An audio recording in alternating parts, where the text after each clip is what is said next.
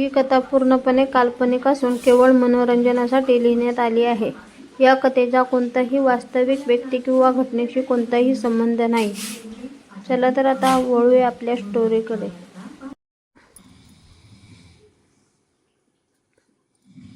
अखेर सत्य समोर आलं.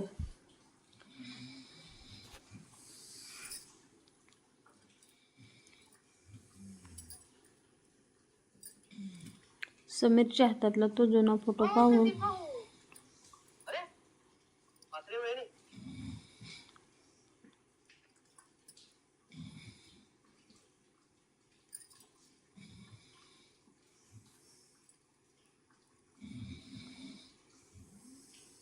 आर्यन काही क्षण निशब्द उभा राहिला. त्याच्या मनात हजारो प्रश्न निर्माण झाले होते.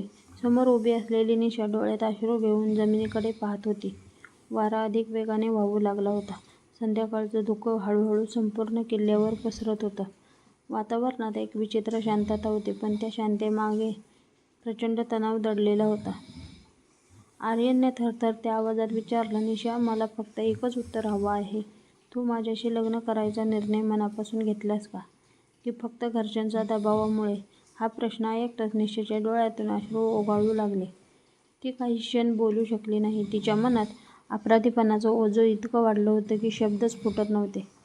शेवटी तिने हळू आवाजात म्हटलं, मी तुझ्याशी खोटं बोलले, पण तुला कधीच दुखवायचं नव्हतं. हे ऐकताच आर्यनच्या चेहऱ्यावर वेदना स्पष्ट दिसू लागल्या. पण तो ओरडला नाही, रागावला नाही. त्याने फक्त एक खोल श्वास घेतला आणि आकाशाकडे पाहिलं.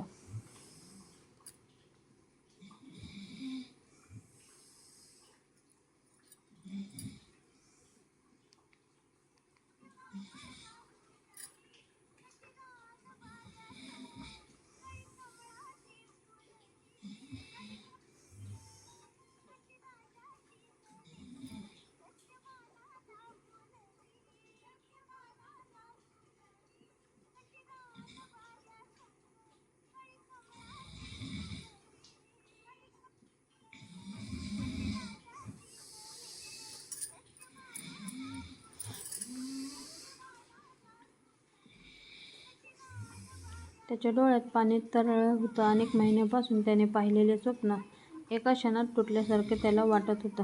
दूर उभा असलेला समीर मात्र शांत नव्हता. त्याला वाटलं की आता निशा त्याच्यासोबत येईल. तो पुढे आला आणि म्हणाला, निशा, आता सगळं स्पष्ट झालं आहे. चल, इथून निघूया. त्याच्या आवाजात घाई होती. पण निशाने त्याच्याकडे पाहिलेही नाही. ती अजूनही आर्यनसमोर उभी होती. तिच्या मनात एकच प्रश्न होता, खरं प्रेम कोणाचं आणि विश्वास कोणाचा? अचानक किल्ल्याच्या तटबंदीवरून एका पर्यटकाचा मोठा आवाज आला. अहो, इकडे या.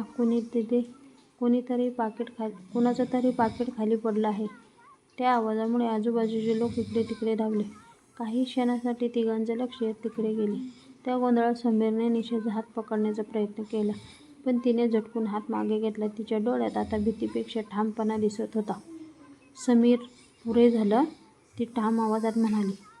मी चूक केली, भूतकाळ लपवला, पण आता आणखी एक चूक करणार नाही.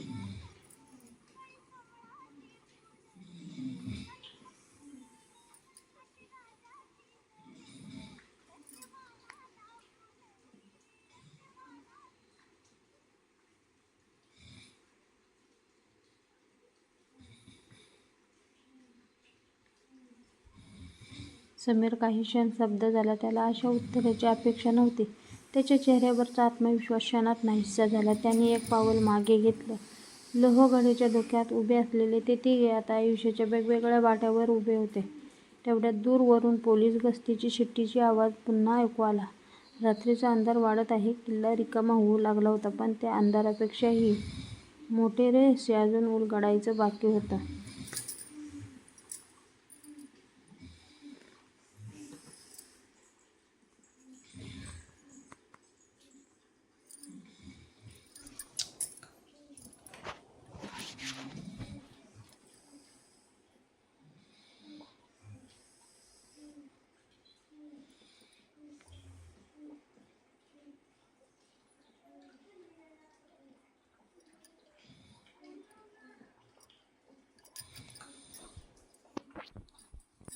कारण समीरने खिशातून मोबाईल काढला.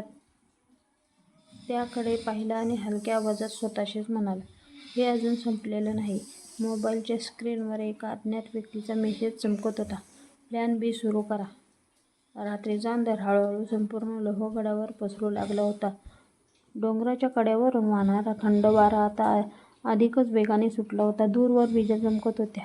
वातावरणात एक अनामिक भीती भरून राहिली होती.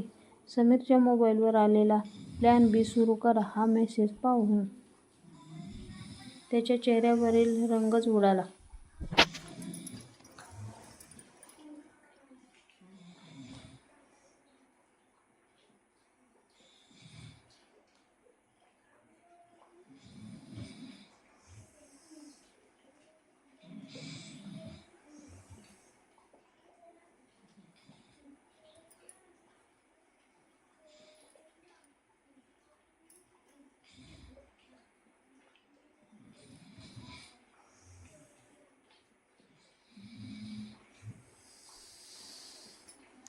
तो काही क्षण मोबाईलकडे एकटक पाहत राहिला. त्याला समजत नव्हतं की हा मेसेज कोणी पाठवला आणि त्याला त्याच्या योजनेची माहिती कशी मिळाली. आर्यनने समोरच्या चेहऱ्याकडे पाहिलं. त्याला पहिल्यांदाच जाणवलं की समीर जसा स्वतःला दाखवत होता तसा तो नव्हता. त्याच्या चेहऱ्यावर घामाचे थेंब होते, हात थरथरत होते आणि नजरेत भीती स्पष्ट दिसत होती. आर्यन शांतपणे म्हणाला, समीर, अजून काय लपवत आहेस? सत्य सांग. जितका उशीर करशील तितका सगळ्यांसाठी त्रास वाढेल. आर्यनच्या आवाजात राग नव्हता, पण ठामपणा होता. निशाही आता धैर्य एकवटून समीरकडे पाहत उभी होती. तिच्या मनातूनही अनेक प्रश्न निर्माण झाले होते. समीर काही बोलणार इतक्यात किल्ल्याच्या दुसऱ्या बाजूने मोठा आवाज झाला. एखादा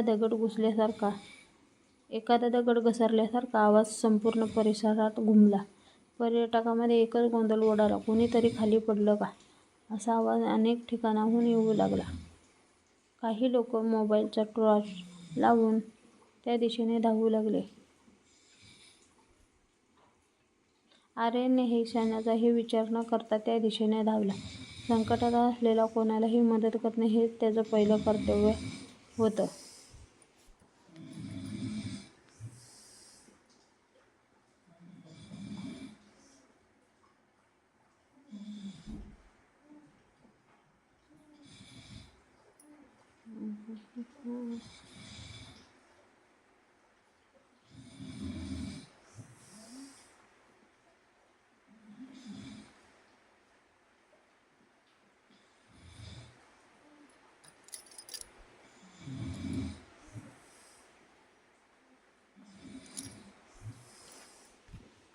निशा त्याच्या मागे धावत होती. समीर मात्र काही क्षण तिथेच थांबला. त्याच्या मनात एक वेगळीच भीती घर करून बसली होती. घटनास्थळी पोहोचल्यावर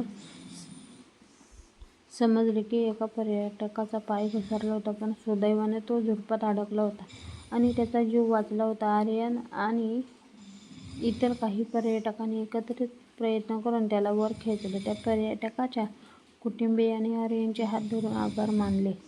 त्या क्षणी निशाच्या डोळ्यात पुन्हा अश्रू आले. मी मनात म्हणाली, जो माणूस अनोळखी लोकांसाठी स्वतःचा जीव धोक्यात घालतो त्याच्याशी मी किती अन्याय केला.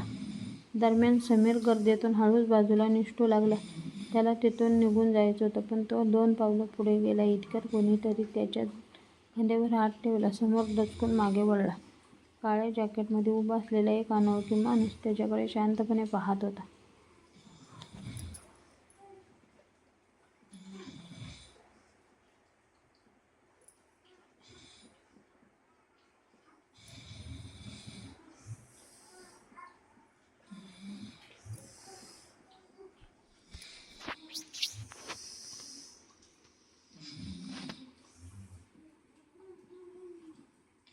त्याच्या चेहऱ्यावर कोणतेही भाव नव्हते. तो हळू आवाजात म्हणाला, घाई करू नकोस, खेळ अजून संपलेला नाही. हे शब्द ऐकताच समीरच्या पायाखालची जमीन सरकल्यासारखी झाली.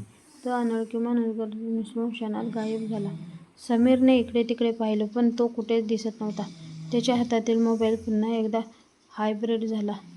स्क्रीनवर फक्त एकच वाक्य चमकत होतं, सत्यापासून कोणीही पळू शकत नाही.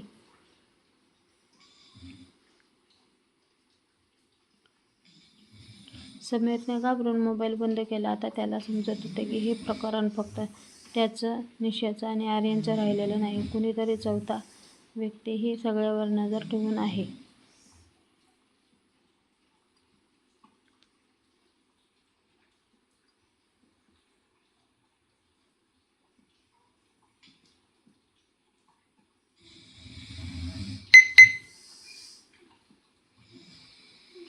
आणि त्याला प्रत्येक गोष्ट माहीत आहे.